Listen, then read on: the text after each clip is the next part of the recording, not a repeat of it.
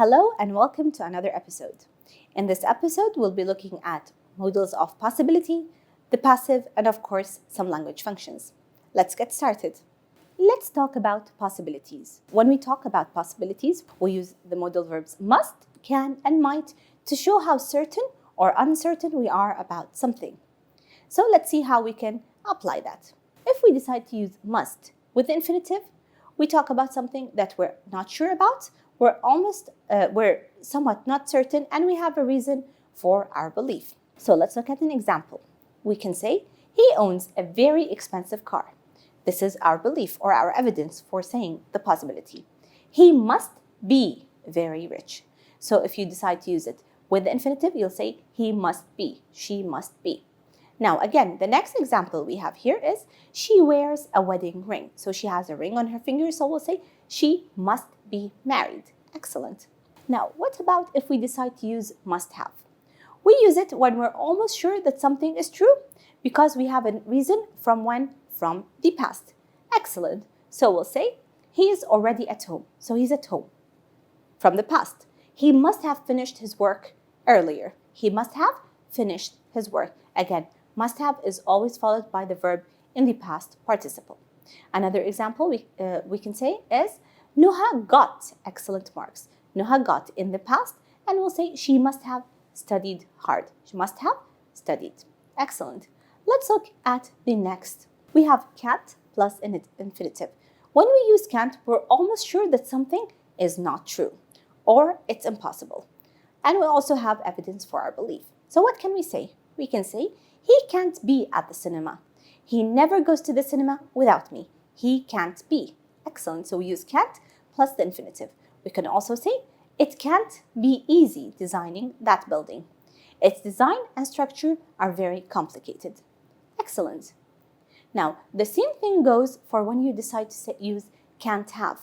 It's the same as might have. Can't have is always followed by the verb in the past participle. And we use it when we're almost sure that something is not true and we have evidence from the past. So we can say, they only started eating 5 minutes ago. In the past, they can't have finished their meal. Or we can say, he missed the plane. That's in the past. He can't have attended the meeting on time. Excellent.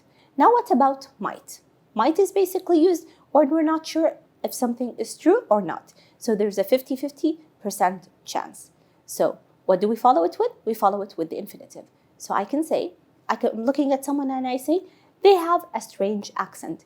They might be French. So might be. Excellent. What about if I'm talking about the weather? I can say, the sky is quite bright. The sky is quite bright. It might not rain today. So you can also use it in the negative form. Excellent. Now, what about if I decide to use might plus have? I use that when I'm not sure if something is true or not, and I have evidence or my belief. So I can say something like, she's not usually this late. She's not usually this late. That's my belief. She must have got stuck in traffic. She must have got stuck in traffic. Again, I can also say, they did not answer my call. They might have gone out to the cinema. Very easy. So now that we know all the possibilities, let's practice these multiple choice questions. All you have to do is choose the correct answer from A, B, C, or D. Let's look at the first one. His car is still in the park. So the car is still in the park. What am I talking about? What's the possibility? So he, what? The house. He might leave. He could leave. He can't have left. He must have left. What do you think? He can't have left the house. Excellent. Now, let's look at another example. Listen, somebody is knocking at the door. What? What Nasser? I'm sure he's always punctual. I'm sure. So what am I going to be using? Which one of the options you have here? I will use it must be Nasser. Excellent. Let's do one more. It would be an easy exam. All students pass it with flying colors. I'm talking about something that all students pass with flying colors. So what am I going to be using? It must be. It must be an easy exam. Excellent. This brings us to the second part of our grammar, where we'll be discussing the passive. You can ask yourself, why do I use the passive? Or when do I use the passive? It's very easy. We use the passive when our focus is on the object rather than the subject. So we're more concerned about the object, about what happened, rather than who did what. Any sentence starts with the subject, verb, object. For example, they cancelled all flights because of the fog. This is the form of any regular sentence. However, when we decide to use the passive, we focus on the object. So we start with our object. Your sentence, they, is the subject, cancelled is the verb, and the object, all flights. If I decide to start with the passive, I'm going to follow the form or the equation that you have at the bottom of the screen. We start with the object, then the helping verb, then the verb to be, then the verb in the past participle, then by, then the subject. And notice, if you have a helping verb or a modal verb in your sentence, you use it. If you don't, it's not necessary to be there. Let's look at the sentence. How can I transform it? I'll start with my object and I'll say, all flights, where? And I said I used where because all flights are in the plural form, were cancelled because of the fog.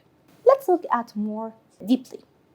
If you have in your sentence an object and the verb in the present form, so if the verb in the sentence is in the present form, you can use one of the three options you have on the screen. You can either have is and are followed by the verb in the past participle. You can have is, are plus being, then the verb in the past participle, or you can have has or have plus been plus the verb in past participle. Let's look at the example we have on the screen. Teachers are checking all students' answers. This is in the present. Teachers are checking. How am I going to answer this question or change it into the passive? Very easy. All you have to do is look for the verb and the subject. Teachers are checking. So the verb here is are checking. What's my object? All students' answers. I'll start with that. All students' answers are being checked. Notice we add are being and follow it with the verb in the past participle. All students' answers are being checked. Excellent. Let's look at another example. What about if I have the sentence that you can see on the screen? Some plants use sharp thorns as a defense system. I'll start, obviously, with my object. Try to identify what is the object in this sentence. Some plants use sharp thorns. Excellent. Sharp thorns. Sharp thorns are used as a defense system by some plants. Excellent. Next up, we have the sentence, they have spent a lot of money to renew their house. What have they spent? A lot of money. Excellent. There you go. That's your object. A lot of money has been spent. And notice we said we can either use have or has, followed by been, followed by the verb in past participle. A lot of money has been spent to renew their house. By who? By them. Excellent. Now, what about if the verb is in the past? If you have an object and your verb is in the past, you can either use was or were, followed by the verb in past participle, or was or were, followed by being by the verb in past participle, or you can have had plus been plus the verb in past participle. So you have these three options, and it's up to you to identify the verb in the sentence and then choose the appropriate method. Let's look at the example we have in front of us. The police caught the runaway thief last night. Very simple, a simple past sentence. Then, all you have to identify, what's my subject? The police. What did they do? They caught. Caught is the verb. The runaway thief is my object. So I'll start with my object. The runaway thief was caught by who? By the police. Excellent. Let's look at another example. We have here another sentence in the past, but it has an ing. He was repairing the air conditioning system. He was repairing. How am I going to answer that?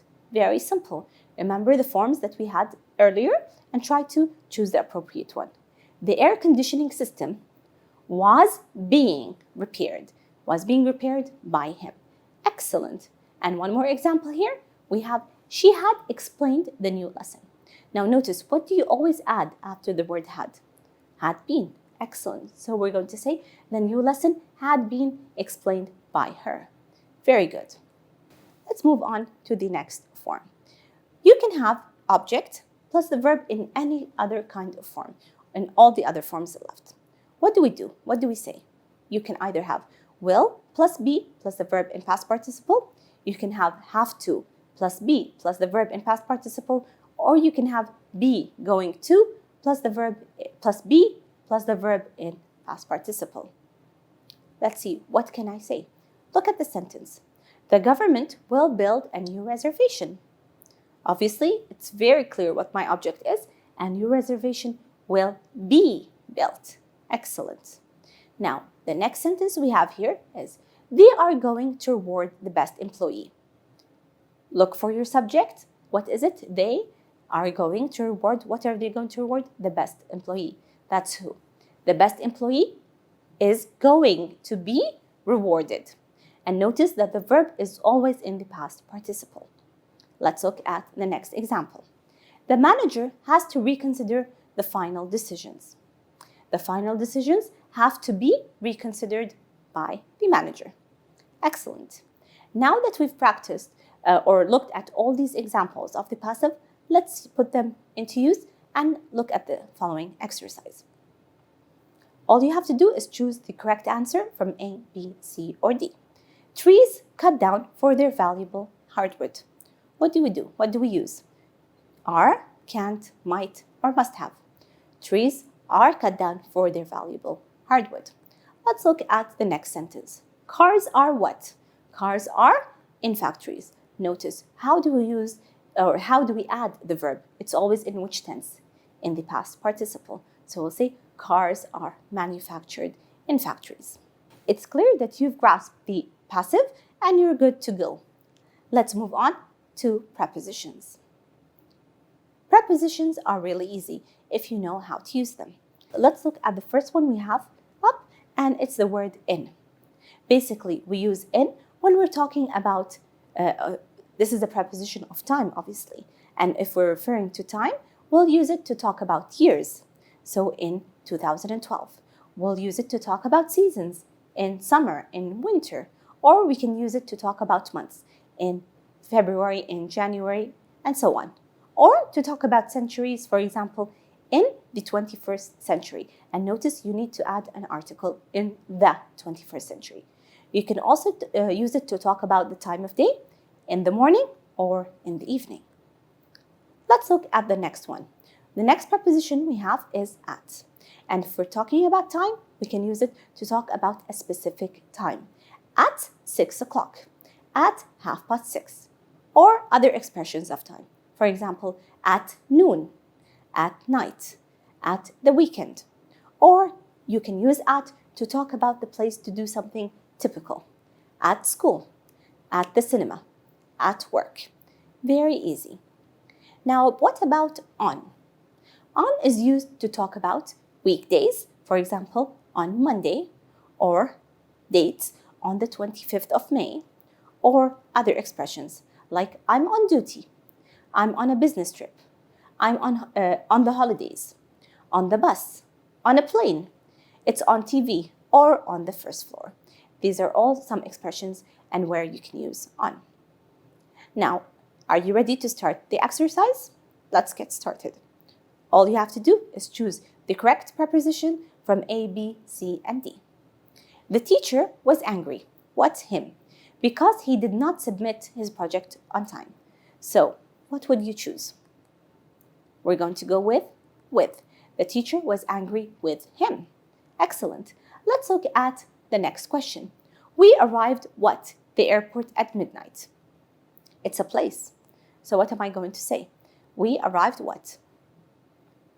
At. We arrived at the airport at midnight. Excellent. The next question we have here is, she felt sick shortly after she got what? She got what? On, off, for, from. After she got on the school bus. Excellent. And the last question here we have is, the Arabs are famous what? Of, from, with, for their hospitality. For their hospitality. Excellent. We have one more example here. Bees depend, what? Flowers and fruits to feed. Of, on, at, or for. What are you going to use? Bees depend on flowers and fruit to feed. One more. I know I said that's the last one, but we have one more here. Although pandas belong to bear species, they are different what the brown bears. For, with, in, or from. Excellent. They're different from brown bears. Now, you have this exercise in your workbook. I'm going to do the first one for you, and then you can do the rest by yourself and check your answers. All you have to do is choose the correct phrases to complete these sentences. Aubergines grow on plants or underground? What do you think? The answer is on plants. All you have to do is pause the video, answer the rest of the questions, and then check. Here are your answers. I'm sure you did wonderfully. And it's time for functions. When it comes to functions, it's very important that you focus on the situation and what you would say in that situation. Read it and put yourself in that position. Try to come up with something reasonable using full, accurate sentences. Let's look at the example we have for us. You're telling your friends politely that you can't stay for dinner because you've got homework to do. So someone invites you to dinner and you have homework. You can't stay. You can either give reasons to why you can't stay, you can either apologize, or you can reject them politely. So you can say, I'm sorry, I can't stay. I'm sorry, I have work to do. I would love to stay, but I have homework to do. These are all examples of what you could say. Next question we have here is, you're inquiring on the phone about the date of your entrance exam at the university. So you're going to be asking for information, or expressing possibilities, or giving a reason for a choice. Think about that situation. What would you say? And answer any possible answer, as long as it fits, will be correct. This brings us to the end of our episode.